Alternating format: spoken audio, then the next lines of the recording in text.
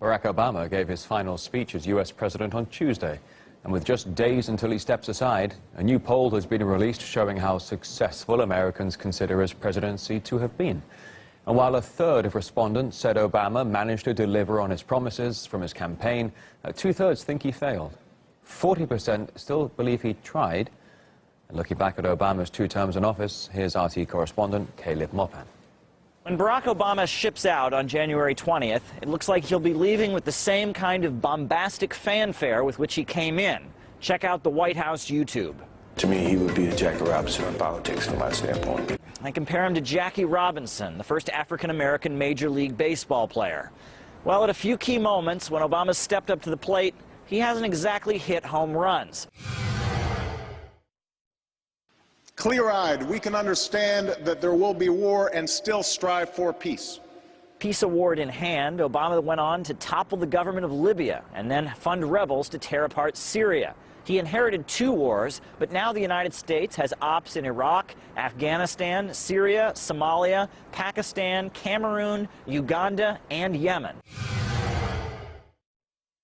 We have taken out tens of thousands of terrorists, including bin Laden. Yes, he never stops talking about that one. Yes, bin Laden is dead, but his replacement runs a group called ISIS, and John Kerry even tried to warn him. We know that this was growing. We saw that Daesh was growing in strength. The effects have been so bad, and the suffering has been so great, and it's been at such odds with what we thought President Obama was going to be like when he came into office in January 2009. Advertised himself as a peace candidate, as someone who was going to be different than the Bush administration. I've come here to Cairo to seek a new beginning between the United States and Muslims around the world. And yet there's more terrorism and instability in the Middle East than there has been in a long time. Syria and Libya were peaceful countries when Obama first took office. So was Yemen. Now the chaos and instability is spilling over into places like Brussels and Paris. And even America's best pal in the region is unhappy.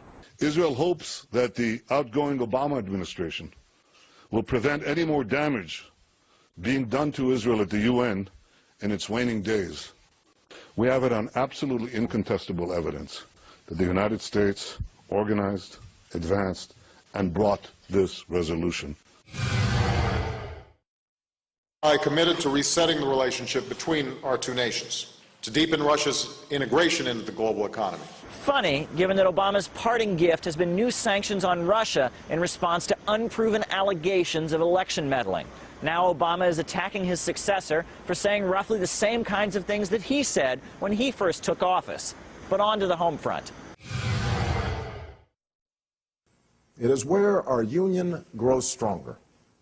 That is where perfection begins. I never cried before from election result. Obama was supposed to create that more perfect union, healing America's racial divide. But instead, we got the death of Trayvon Martin and others, igniting Ferguson, Baltimore, and Dallas.